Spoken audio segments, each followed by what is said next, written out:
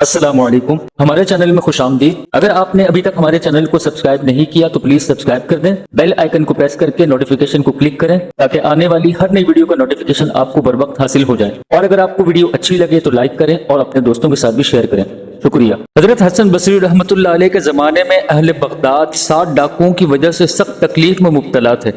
خلیفہ وقت نے ان ڈاکوؤں کو پکڑنے کی بہت کوشش کی مگر وہ ان پر قابو نہ پا سکا۔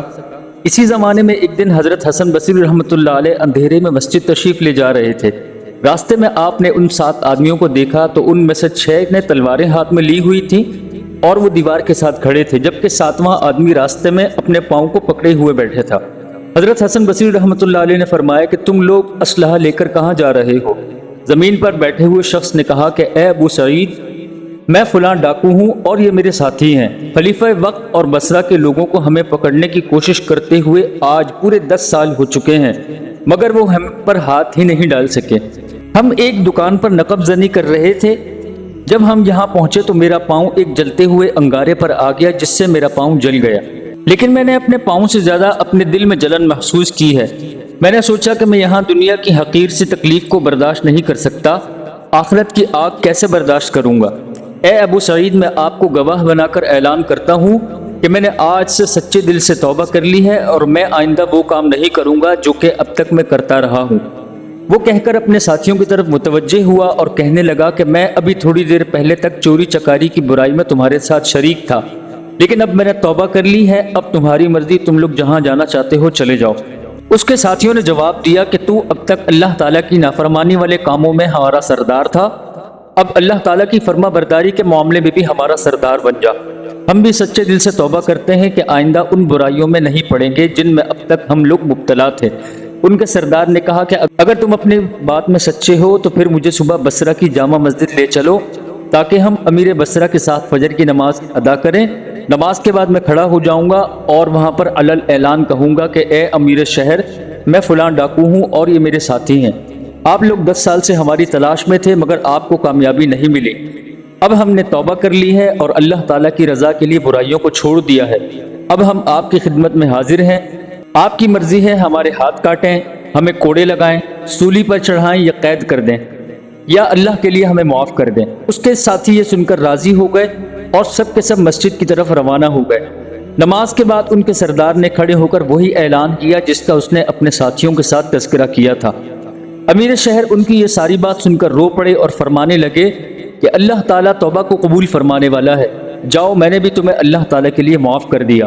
سردار یہ سن کر کہنے لگا کہ اے امیر شہر، ہماری کچھ مدد کر دیجئے تاکہ ہم ترسوس پہنچ کر جہاد میں شریک ہو جائیں۔ امیر شہر نے ان میں سے ہر ایک کو ایک گھوڑا، مکمل اسلحہ اور 50-50 دینار دے دیے اور انہیں رخصت کر دیا۔ یہ ساتوں ترسوس پہنچ کر 2 مہینے تک وہاں رہے۔ اس دوران خبر آئی کہ روم کے عیسائیوں نے مملکت اسلامیہ پر حملے کے لیے لشکر بھیج دیا ہے اور اس لشکر میں 2 بڑی صلیبیں ہیں اور ہر صلیب کے ساتھ 10,000 جنگجو ہیں۔ یہ لشکر ترسوس کے قریب پہنچ چکا ہے۔ مسلمانوں کا لشکر بھی دفاع کے لیے اپنے امیر کی سرکردگی میں روانہ ہوا اور یہ سارے حضرات بھی لڑائی کے لیے نکل کھڑے ہوئے۔ جب دونوں لشکر آمنے سامنے ہو گئے تو یہ ساتوں آدمی ایک دوسرے سے کہنے لگے کہ جب ہم اللہ تعالیٰ کے نافرمان تھے اور چوری کرتے تھے اس وقت ہم کسی کی مدد کے محتاج نہیں ہوئے، تو کیا اللہ تعالیٰ کے فرما برداری والے عمل جہاد فی سبیل اللہ میں ہم لوگوں کے سہارے پر لڑیں گے؟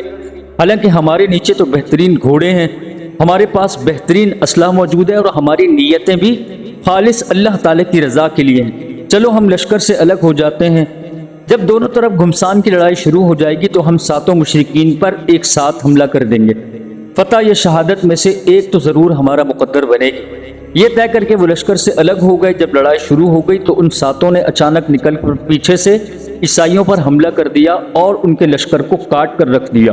جب یہ شکست خوردہ لشکر واپس بادشاہ روم کے سامنے پہنچا تو وہاں کے بادشاہ نے ان سے ساری صورتحال پوچھی، تو پوچھنے کے بعد ایک سوال یہ کیا، تم سب پر پیچھے سے کس نے حملہ کیا؟ لشکر والوں نے کہا کہ 7 آدمی تھے جنہوں نے ہماری لشکر کی صفوں کو توڑ کر رکھ دیا، اسی وجہ سے ہمیں شکست ہو گئی۔ رومی بادشاہ نے ایک اور صلیب نکالی اور اپنے ایک جرنیل کو دے کر کہا کہ یہ تیرے پاس 3 صلیبیں ہیں، 30,000 کا پیدل اور گھڑ سوار لشکر لے کر جاؤ اور ترسوس پر لشکر کشی کرو۔ جب یہ لشکر روانہ ہوا تو اس کی اطلاع ترسوس میں پہنچ گئی۔ مسلمانوں کا لشکر بھی مقابلے کے لیے کھڑا ہو گیا۔ یہ ساتوں جانباز بھی نکلے اور انہوں نے آپس میں مشورہ کر کے پہلی جیسی حکمت عملی اختیار کی۔ چنانچہ جب دونوں لشکروں میں گھمسان کی لڑائی شروع ہو گئی تو ان ساتوں نے پیچھے سے حملہ کر کے عیسائیوں کے لشکر کو تتر بتر کر دیا۔ عیسائیوں کا لشکر پھر شکست کھا گیا اور اس کے بچے کچھ سپاہی جان چھڑا کر بھاگ گئے۔ بادشاہ روم کے سامنے جب یہ ساری تفصیل آئی تو وہ اپنے لشکر والوں کو برا بھلا کہنے لگا اور کہنے لگا کہ 30,000 کا مسلح لشکر جسے ہم نے اپنے ملکوں کا سرمایہ کھلا پلا کر پالا، ہر طریقے کی سہولیات دی، 7 آدمیوں نے اس لشکر کو کاٹ کر رکھ دیا۔ بادشاہ نے اس جرنیل کو معزول کر کے ایک اور جرنیل کو بلوایا اور اسے 4 سلیبیں دی اور 40,000 کا لشکر جرار اسے دیا اور کہا کہ جاؤ اب ترسوس پر چڑھائی کرو، اگر تم فتح پاؤ تو شہر میں داخل ہو کر تمام مردوں کو قتل کرنا، عورتوں اور بچوں کو قیدی بنا کر لے آنا، اگر شہر فتح نہ کر سکو تو کوشش کرنا کہ وہ 7 آدمی ان کو پکڑ کر میرے پاس لے آنا جنہوں نے میرے 2 لشکروں کو شکست دی ہے، اگر تم نے انہیں قیدی بنا لیا تو پھر میرے پاس لے کر آنا، باقی کا معاملہ میں خود دیکھوں گا۔ یہ جرنیل جب ترسوس کے قریب پہنچا تو اس نے ایک سلیب کے ساتھ 10,000 آدمی پہاڑوں میں چھپا دیے اور خود وہاں سے کچھ آگے جا کر رک گیا۔ مسلمان حسب سابق مقابلے کے لیے نکلے تو وہ 7 جانباز اپنی سابقہ حکمت عملی کے ساتھ میدان سے ہٹ کر پیچھے پہنچ گئے۔ جب لڑائی شروع ہوئی تو انہوں نے پیچھے سے حملہ کر دیا اور دشمن کو کافی نقصان پہنچایا، مگر اچانک ان 7 کے پیچھے سے 10,000 کا چھپا ہوا لشکر بھی نکل آیا اور اس طرح یہ 7 جانباز گھیرے میں آ گئے اور بالآخر قید کر لیے گئے۔ اور پھر قید کے بعد رومی لشکر کے پاس جب یہ پہنچائے گئے تو جرنیل نے بادشاہ کے دربار میں پہنچ کر سجدہ کیا اور کہا، میں آپ کے پاس ان 7 آدمیوں کو پکڑ کر لے آیا ہوں جس نے آپ کے پہلے لشکروں کو شکست دی تھی۔ بادشاہ نے اپنے پارلیمنٹ کے ارکان سے مشورہ کیا کہ میں ان 7 اشخاص کو کس طرح قتل کروں۔ کسی نے کہا کہ انہیں درمیان سے کاٹ کر درختوں پر لٹکا دیں، تو کسی نے کہا کہ ان کی گردنیں کاٹ کر سر عام چوک پر لٹکا دی جائیں، مگر پھر بعض عقل مند جرنیلوں نے مشورہ دیا کہ انہیں قتل نہ کیا جائے بلکہ مال و دولت اور بہت ساری آسائش اور نعمتیں دے کر اپنا ہم مذہب بنا لیا جائے، کہ جس طرح انہوں نے اپنی بہادری سے ہمیں ذلیل کیا ہے، جب یہ عیسائی ہو کر اپنی بہادری سے ہمیں عزت بخشیں گے تو معاملہ برابر ہو جائے گا۔ بادشاہ نے اس مشورے کو قبول کر لیا اور ان 7 کے اندر جو ان کا امیر تھا اس کو بلا کر پوچھا کہ یہ تیرے ہی ساتھی ہیں؟ اس نے کہا جی ہاں۔ بادشاہ نے کہا میری کئی بیٹیاں ہیں، اگر تو ہمارا دین اختیار کر لے گا تو میں اپنی ایک بیٹی سے تیری شادی کروں گا اور تجھے بہت ساری مال و دولت کے بھرے ہوئے اونٹ اور 100 باغات دوں گا۔ یہ سن کر وہ امیر کہنے لگا کہ مجھے نہ تیری بیٹی کی ضرورت ہے اور نہ ہی اتنے مال کی، میں ان چیزوں کی وجہ سے اسلام کو ہرگز نہیں چھوڑوں گا۔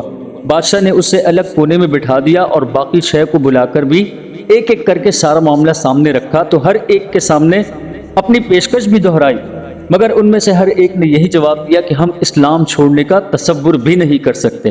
بادشاہ نے اپنے جرنیلوں کو بتایا کہ ہماری تدبیر ناکام ہو چکی ہے، اب انہیں گمراہ کرنے کی کوئی اور تدبیر اختیار کی جائے۔ ایک جرنیل نے کہا کہ آپ ایسا کریں کہ ایک دیگ میں تیل ڈال کر اس کے نیچے آگ جلائیں، جب تیل کھولنے لگے تو ان میں سے ایک کو پکڑ کر اوندھے منہ کمر تک ڈال دیں، ممکن ہے یہ سارا ماجرا دیکھ کر باقی کے دلوں پر بھی اس کی دہشت طاری ہو جائے اور وہ موت کے خوف سے اسلام کو چھوڑ دیں۔ چنانچہ دیگ میں تیل بھر کر نیچے آگ جلا دی گئی۔ بادشاہ نے ان 7 کو بلا کر ایک صف میں بٹھایا۔ ان کے امیر نے جب نظر اٹھائی تو اوپر چھت پر 7 حسین لڑکیاں نظر آئیں جنہوں نے زرد رنگ کا خوبصورت لباس پہن رکھا تھا اور ان میں سے ہر ایک کے ہاتھ میں ایک سبز رومال تھا۔ امیر نے دل میں سوچا کہ شاید یہ اس ملعون بادشاہ نے ہمیں بددین کرنے کے لیے اوپر لڑکیاں بٹھا دی ہیں اور نیچے یہ عذاب جلا دیا ہے، تاکہ ہم اس کھولتی دیگ سے ڈر کر لڑکیوں کے حسن سے مرعوب ہو جائیں اور دیگ میں گرنے کے بجائے لڑکیوں کو پسند کر لیں اور اپنا دین چھوڑ بیٹھیں۔ امیر نے دل ہی دل میں دعا کی کہ یہ اللہ میرے ساتھیوں کے ان پر نظر نہ پڑے تاکہ وہ گمراہ نہ ہو۔ دیگ میں تیل جوش کھانے لگا۔ بادشاہ کے حکم سے 2 جرنیل کود کر آگے بڑھے۔ انہوں نے ان 7 میں سے ایک کو اٹھا کر دیگ میں الٹا دیا۔ وہ شخص آخری وقت پر پکار کر کہنے لگا میرے دوستو، تم سلامتی پر رہنا، گھبرانا مت، یہ تھوڑی دیر کی تکلیف ہے جبکہ جہنم کا عذاب دائمی ہے۔ میں گواہی دیتا ہوں کہ اللہ کے سوا کوئی معبود نہیں اور میں یہ بھی گواہی دیتا ہوں کہ محمد صلی اللہ علیہ وسلم اللہ کے رسول ہیں۔ جرنیلوں نے اسے کمر تک تیل میں ڈال دیا، اس کا یہ آدھا حصہ جل گیا۔ اوپر بیٹھی ہوئی 7 لڑکیوں میں سے ایک اڑتی ہوئی آئی اور دیگ میں داخل ہو گئی۔ اس نے سبز رومال میں کچھ ڈالا اور آسمان کی طرف اڑ گئی۔ امیر نے جب یہ دیکھا تو دل میں کہنے لگا یہ لڑکیاں تو حور عین ہیں، بادشاہ کی بیٹیاں تو نہیں ہیں۔ عیسائیوں نے اس جلے ہوئے شخص کو دیگ سے نکال کر ان باقی 6 کے سامنے ڈال دیا۔ بادشاہ نے کہا کہ اگر تم اپنا دین چھوڑ کر عیسائیت قبول نہیں کرو گے تو تم سب کو بھی اسی طرح قتل کر دیا جائے گا، اور اگر تم نے میری بات مان لی تو پھر تمہارے لیے ہر طرح کا اعزاز و اکرام ہوگا۔ ان 6 نے یہ کہا کہ ہمیں جلا کر مار دیا جائے یا تلواروں سے کاٹ دیا جائے، ہم اپنے دین اسلام کو ہرگز نہیں چھوڑیں گے۔ بادشاہ نے ایک ایک کر کے باقی 6 میں سے 5 کو اسی دیگ میں ڈال کر شہید کر دیا، اور ہر ایک کے ساتھ ایک ایک لڑکی دیگ میں داخل ہو کر سبز رومال میں کچھ لیے آسمان کی طرف جاتی رہی۔ اب صرف ایک لڑکی باقی تھی۔ اچانک وزیر اعظم آگے بڑھا اور بادشاہ سے کہنے لگا کہ یہ شخص مجھے دے دیجئے، اسے جلائیے مت۔ بادشاہ نے اس سے پوچھا کہ تم اس کے ساتھ کرو گے کیا؟ تو وہ کہنے لگا کہ میں اسے اپنے گھر لے جاؤں گا، اپنی لڑکی کو اس کی خادمہ بناؤں گا، وہی لڑکی جس سے آپ نکاح کرنا چاہتے تھے، مگر میں نے آپ کی زیادہ بیویوں کی وجہ سے انکار کر دیا تھا۔ ممکن ہے کہ وہ اس کے دل کو موہ لے اور یہ اپنا دین چھوڑ کر عیسائیت کو قبول کر لے، تب میں اپنی لڑکی سے اس کی شادی کر دوں گا اور اپنے مال میں سے اسے حصہ دار بھی بنا دوں گا۔ بادشاہ نے کہا ٹھیک ہے، تم لے جاؤ۔ جب یہ واقعہ ہوا تو چھت پر بیٹھی ہوئی حور عین اٹھ کر کھڑی ہوئی اور خالی ہاتھ آسمان کی طرف پرواز کر گئی۔ یہ دیکھ کر امیر کہنے لگا کہ یہ سب میری بدقسمتی کی وجہ سے ہوا ہے۔ بادشاہ نے اسے کہا کہ تم میرے اس وزیر کے ساتھ چلے جاؤ، یہ تمہیں اپنے گھر لے جائے گا۔ اس امیر نے کہا کہ میں صرف ایک شرط پر اس کے ساتھ جاؤں گا کہ میں اس کے گھر میں مسجد بناؤں گا، جہاں بلند آواز سے 5 وقت اذان دوں گا، شراب نہیں پیوں گا اور خنزیر نہیں کھاؤں گا۔ بادشاہ نے وزیر اعظم سے پوچھا ہاں بھائی کیا خیال ہے تمہارا، ان شرائط کے ساتھ یہ بندہ منظور ہے؟ وزیر نے کہا بالکل منظور ہے، اس کی ساری شرطیں مجھے قبول ہیں۔ اب وہ مسلمان قیدی وزیر کے گھر آ گیا اور داخل ہوتے ہی مسجد بنانے میں لگ گیا۔ وزیر نے اپنی بیٹی کو سارا معاملہ بتایا اور ساتھ یہ بھی کہا کہ میں نے عربوں میں اس سے زیادہ بہادر اور خوبصورت کوئی اور شخص دیکھا ہی نہیں، میں اسے بادشاہ کی سزائے موت سے چھڑا کر لایا ہوں۔ میں چاہتا ہوں کہ اگر یہ عیسائی ہو جائے تو میں تیری شادی اس کے ساتھ کروا دوں گا اور اسے اپنا آدھا مال بھی دے دوں گا۔ اب یہ ہمارے گھر میں ہی رہے گا، تم رات دن اس کی خدمت کرنا۔ لڑکی نے یہ ذمہ داری قبول کی اور روزانہ زرق برق لباس اور طرح طرح کے زیور پہن کر اس کے سامنے آتی، خوب بناؤ سنگھار کر کے اس پر جال بچھانے کی کوشش کرتی، اس کو اپنے جسم کی نمائش کرواتی، مگر اس اللہ کے بندے پر کوئی اثر نہ ہوتا اور نہ وہ اس پر کوئی توجہ دیتا اور نہ ہی اس کو کوئی کام بتاتا، وہ جو کچھ بھی لے آتی یہ لے لیتا۔ ایک دن کی بات ہے کہ ایک دن عصر کی نماز پڑھ کر وہ مسجد میں بیٹھا ہوا تھا تو لڑکی کہنے لگی سنو، کیا تم انسان نہیں ہو یا تم میں مردانگی نہیں ہے؟ تم دین چھوڑ کر اپنا عیسائی کیوں نہیں ہو جاتے؟ میرا باپ ہم دونوں کی شادی کر دے گا اور ہم پھر مالا مال ہو جائیں گے۔ امیر نے کہا دفع ہو جاؤ یہاں سے، تو نے میری نماز خراب کر دی، مجھے نہ تیری ضرورت ہے نہ تیرے مال کی ضرورت ہے۔ وزیر نے تو اپنی بیٹی کو اس مرد مومن کے پیچھے اس لیے لگایا تھا تاکہ وہ اس کے دل کو موہ لے اور اس کے دل میں اپنی محبت ڈال دے۔ لڑکی تو یہ نہ کر سکی، البتہ اس مرد مومن کی شان استغنا نے لڑکی کے دل کو موہ لیا اور وہ خود اس کی محبت میں گرفتار ہو گئی اور کہنے لگی کیا تم مجھ سے شادی نہیں کرو گے؟ امیر نے کہا ہرگز نہیں، کیونکہ تم ناپاک کافر ہو۔ امیر نے سخت انداز میں جواب دیا۔ لڑکی کہنے لگی اگر آپ اپنا دین نہیں چھوڑتے میں اپنا دین چھوڑنے کے لیے تیار ہوں، آپ مجھے مسلمان کیجئے تاکہ میں آپ سے شادی کر سکوں۔ امیر نے کہا اے لڑکی، یہ کافروں کا ملک ہے، یہاں میں تجھ سے شادی بالکل نہیں کر سکتا، ہاں اگر اللہ نے توفیق دی ہم یہاں سے بھاگ کر مسلمانوں کے ملک پہنچ گئے تو میں تجھ سے ضرور شادی کروں گا اور تیرے ہوتے ہوئے بھی کسی دوسری عورت کو تجھ پر نہیں لاؤں گا، یعنی کوئی دوسری شادی نہیں کروں گا، نہ باندھی رکھوں گا۔ لڑکی نے کہا اگر ایسا ہے تو پھر 10 دن کا انتظار کرو، 10 دن کے بعد عیسائیوں کا ایک تہوار آ رہا ہے، اس میں بادشاہ سمیت ملک کے تمام لوگ باہر نکلتے ہیں، صرف وہ لوگ گھر پہ رہتے ہیں جو بیمار ہیں، تو جب تہوار میں 2 دن رہ جائیں گے تو میں بیماری کا بہانہ بنا کر گھر میں ہی رہوں گی، چنانچہ میرا باپ مجھے تیرے پاس چھوڑ جائے گا، جب یہ لوگ سب چلے جائیں گے تو پھر ہم دونوں بھاگ نکلیں گے۔ تہوار سے 2 دن پہلے لڑکی بیمار ہو گئی اور تہوار کے دن وزیر نے بیٹی سے پوچھا کیا تم ہمارے ساتھ نہیں چلو گی؟ اس نے کہا نہیں ابا، میں بیمار ہوں۔ وزیر نے کہا کوئی بات نہیں، اب تم دونوں اس گھر میں بالکل تنہا رہ جاؤ گے، اگر یہ تمہارے ساتھ کوئی بھی ایسا فعل کرنا چاہے تو تم روکنا مت، ہو سکتا ہے کہ اسی کی وجہ سے یہ اپنا دین چھوڑ کر عیسائی ہو جائے، اس کے بعد میں تم دونوں کی شادی کر دوں گا۔ لڑکی نے کہا جی حضور، آپ کا حکم سر آنکھوں پہ، البتہ آپ 2 گھوڑے ہمارے لیے چھوڑ جائیں، ممکن ہے اگر میں اسے بدلنے میں کامیاب ہو گئی تو 7 دن کے تہوار کے اندر کسی بھی دن ہم آپ کے پاس پہنچ جائیں گے۔ تہوار کے دن دوپہر کے وقت لڑکی نے کہا کہ وہ لوگ تہوار کی جگہ پہنچ چکے ہیں، اب شہر میں کوئی نہیں ہوگا، اب ہمیں نکلنا چاہیے۔ کیا تم مسلمانوں کے ملک کا راستہ جانتے ہو؟ امیر نے کہا ہاں بالکل جانتا ہوں۔ لڑکی نے اسلحہ نکالا، کافی سارے ہیرے جواہرات بھی اٹھا لیے اور مردوں کا لباس پہن لیا اور اسلحہ بھی زیب تن کر لیا۔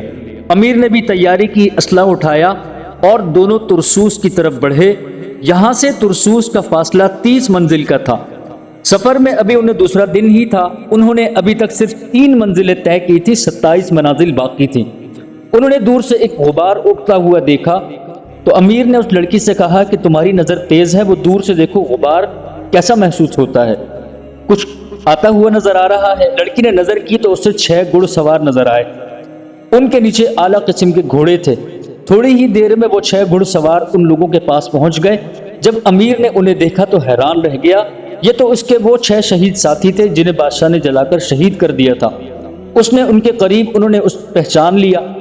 امیر نے انہیں کہا کہ تمہیں تو بادشاہ نے شہید کر دیا تھا۔ وہ کہنے لگے کیا تم نے قرآن میں نہیں پڑھا کہ شہید زندہ ہوتا ہے اور صبح و شام اللہ تعالیٰ کی دیے ہوئے رزق سے کھاتا پیتا رہتا ہے؟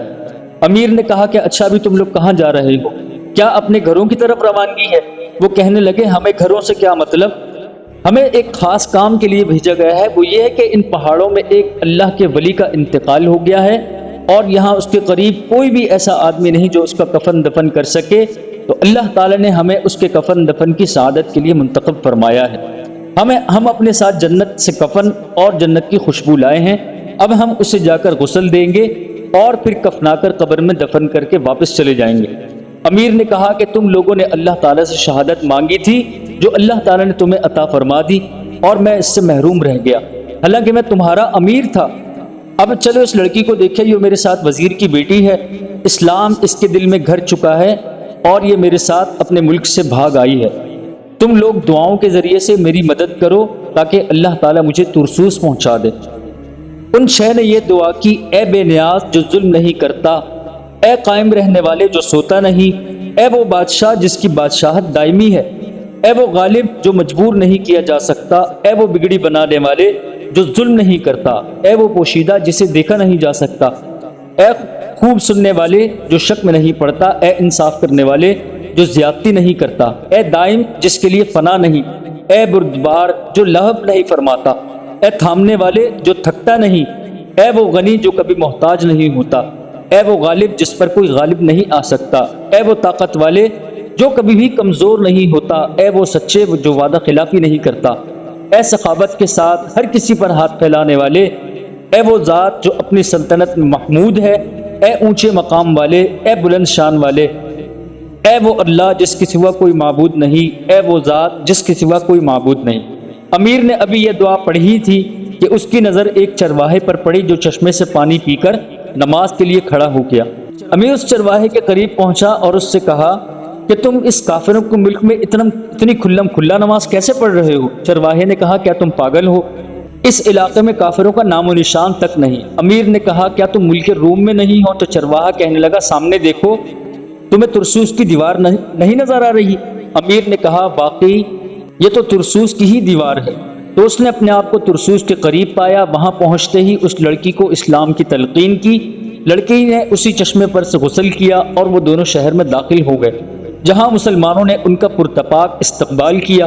وہاں ان دونوں کی شادی ہوئی اور اللہ تعالیٰ نے انہیں 7 بیٹے عطا فرمائے۔ سامعین، یہ تھے وہ 7 خوش قسمت ترین بہادر مسلمان جو پہلے ڈاکو تھے اور اللہ کی نافرمانی میں مبتلا تھے، لیکن جب اللہ تعالیٰ نے انہیں ہدایت عطا فرما دی اور ایمان دل میں موجزن ہو گیا تو پھر دنیا کی کوئی بھی چیز، دنیا کی کوئی بھی آسائش اور بڑی سے بڑی طاقت بھی انہیں 1 انچ بھی اپنے مقصد سے پیچھے نہ ہٹا سکی۔ اللہ سے دعا ہے کہ اللہ پاک ہمیں بھی ایسا ایمان عطا فرمائے اور ثابت قدمی اور ثابت قلبی عطا فرمائے اور ایمان کی سلامتی کے ساتھ ہم اس دنیا سے رخصت ہوں۔ امید ہے دوستو آپ کو یہ ویڈیو پسند آئی ہوگی۔